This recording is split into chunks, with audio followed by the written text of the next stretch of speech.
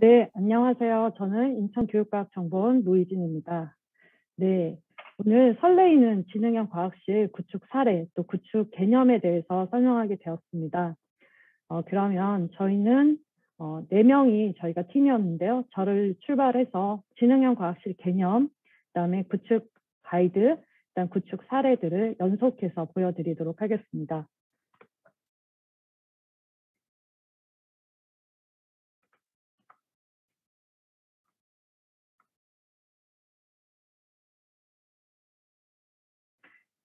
네, 지능형 과학실은 학교 안과 밖이 연결되는 미래과학 탐구 공간이라고 할 수가 있습니다. 2020년 7월, 8월부터 온 오프라인 또 학교 안과 밖이 어떻게 연결될 수 있을까? 그 속에서 우리 아이들은 어떤 과학 탐구를 할 수 있을까라는 이슈가 시작되었다고 생각합니다. 그래서 오늘 지능형 과학실이 무엇인지 궁금해하시는 많은 분들이 제일 먼저 생각할 것은 기존에 있었던 과학실은 그 과학실 안에서만 아이들의 과학 탐구, 학습이 이루어졌다면 이 지능형 과학실은 안과 밖이 연결되는 개념이라고 생각하시면 좋을 것 같습니다. 네, 지능형 과학실이라는 단어 안에 두 가지가 포함됩니다. 지능형 과학실이라는 공간과 지능형 과학실 온이라는 온라인 플랫폼이 같이 포함이 됩니다. 네, 그래서 지능형 과학실을 구축한다는 의미는 두 가지를 염두에 두시면 되겠습니다. 첫째는 지능형 과학실이고 두 번째는 지능형 과학실 온입니다. 그럼 먼저 지능형 과학실은 지능정보 사회에 필요한 과학적 소양 및 탐구 역량을 함양하기 위한 거라고 보시면 됩니다. 지능정보 기술을 바탕으로 첨단 과학기술 기반의 과학교육이 가능한 수업 공간을 만드는 거라 생각합니다. 그래서 아까 제가 시작할 때 지능형 과학실을 소개한다는 게 매우 설레인다고 말씀드렸습니다. 지능정보 기술은 인공지능의 지능에서 저희가 아이디어를 얻은 거라고 알고 있습니다. 그리고 첨단 과학 기술을 기반으로 한다는 것은 22년 1월에 구축 예정이라고 합니다. 현재 교육부와 한국과학창의재단에서 지능형 과학실 온이라는 온라인 플랫폼을 구축하고 있고, 이 구축이 된다면 우리가 현재 사용하고 또 앞으로 많이 사용될 첨단 탐구 기기가 잘 연계될 것으로 생각합니다. 현재는 지능형 과학실 온을 구축하지 못하더라도 구축을 하는 순간에 이런 것을 구축할 걸 예상해서 조금 준비를 하시면 어떨까 싶습니다. 먼저 지능형 과학실은 이런 공간이라고 생각합니다. 첫 번째, 실시간 데이터를 경험할 수 있는 공간입니다. 아이들이 또는 친구들과 함께 직접 어떤 측정을 하면서 실시간 데이터를 얻어내는 것입니다. 더불어 다양한 외부 기관에서 공개하고 있는 공공 데이터를 또 아이들이 실시간으로 활용할 수 있습니다. 두 번째는 서로 연결된 과학실을 경험할 수 있다고 생각합니다.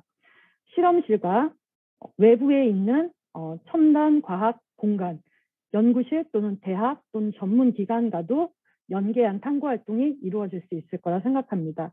또는 우리 인천의 갯벌에 있는 생태계에 웹캠을 설치해서 그런 인천 갯벌의 생태 사진 또는 생태 데이터를 과학실 안으로 가져오는 것도 이에 해당된다고 생각합니다.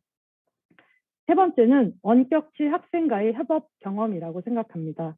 학생들이 자신의 학교뿐만 아니라 다른 학교에 있는 친구들 또는 다른 지역 또는 세계에 있는 다른 나라의 친구들과 공동으로 탐구 활동을 할 수 있는 공간입니다.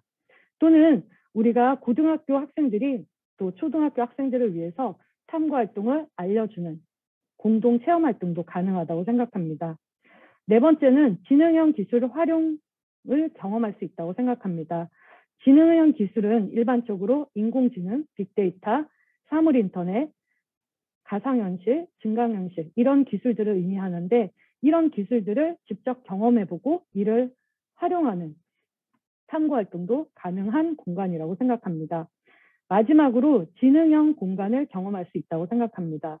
앞으로 개발될 인공지능 기반의 여러 가지 과학 실험 앱이 있을 거라고 생각됩니다. 그런 앱들을 활용해서 인공지능과 함께 탐구 과정을 설계하고 데이터를 해석하는 등 다양한 데이터 기반의 탐구 활동이 가능한 공간입니다.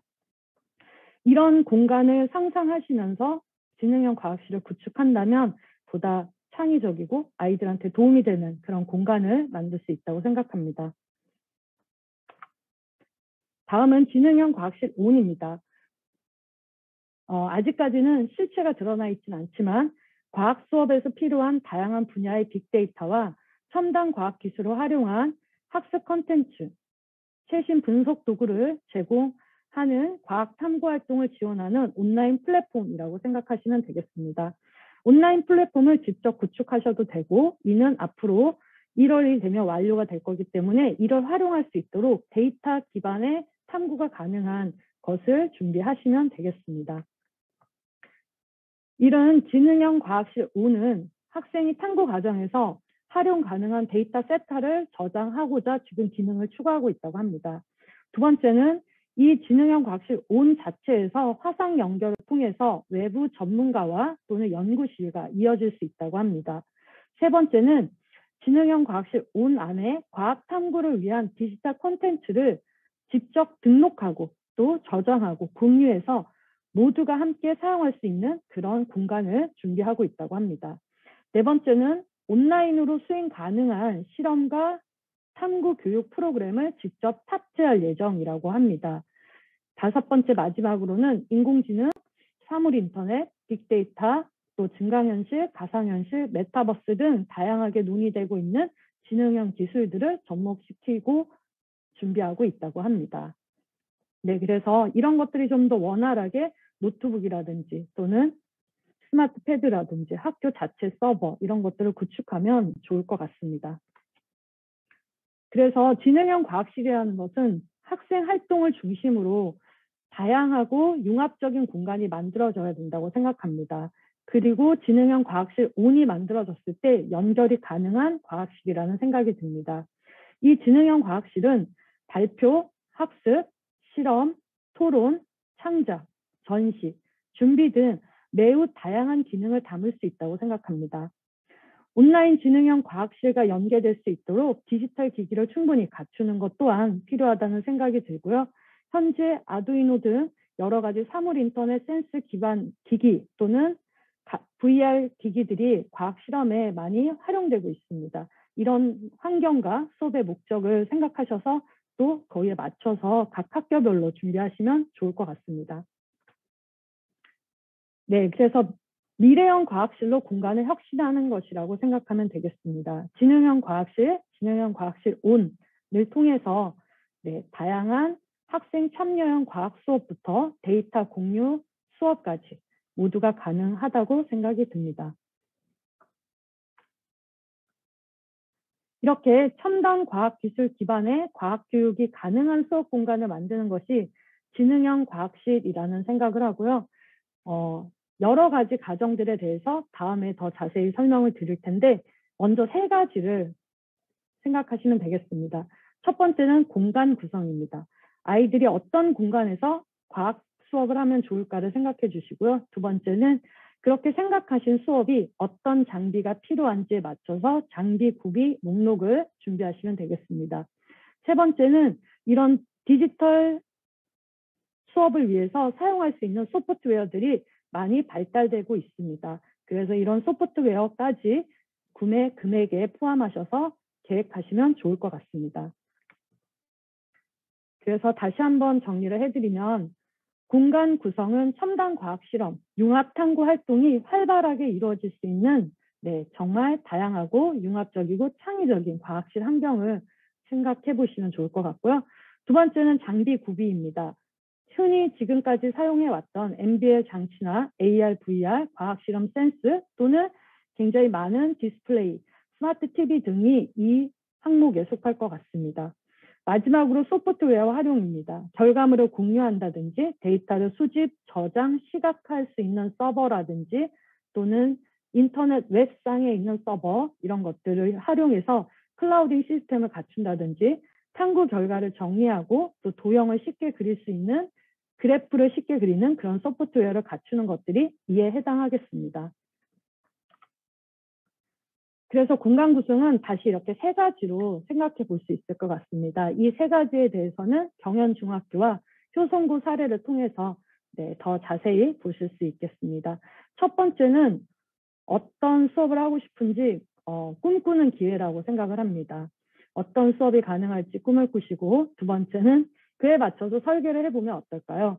공간에 대한 관심을 높여서 다른 학교를 탐방하고, 또 다른 전문가들과 컨설팅을 하고, 또 함께 수업을 하고 있는 학생, 그 다음에 옆에 있는 동료분, 또 건축 설계사와 논의하면서 건축 설계의 도면들을 수없이 바꿔가는 그런 과정들이 있을 거라 생각됩니다. 마지막으로는 그런 과정을 거친 후에 바닥, 수도, 전기, 스마트 TV, 빔 프로젝트, 책상, 의자, 실험대, 안전장치, 수납 공간, 게시물, 블라인드까지 종합적으로 공간을 만들어가는 과정이라고 생각이 듭니다.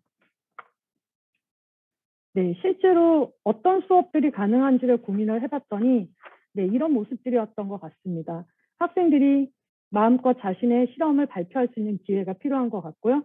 또 호기심에 가득한 채로 실험하는 것. 근데 그런 실험들 속에 점점 디지털 센스가 들어가고 그 실험들을 통해서 얻은 디지털 정보를 아이들이 노트북을 보면서 서로 토론하고 결과물을 정리하는 모습을 관찰했습니다.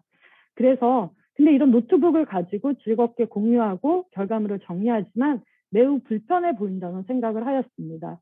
그래서 이런 공간에서 좀 더 아이들의 학습에 도움이 되는 미래형 과학 공간을 생각하시면 그것이 바로 지능형 과학실이라는 생각이 듭니다. 그래서 함께 머리를 맞대시기 바랍니다.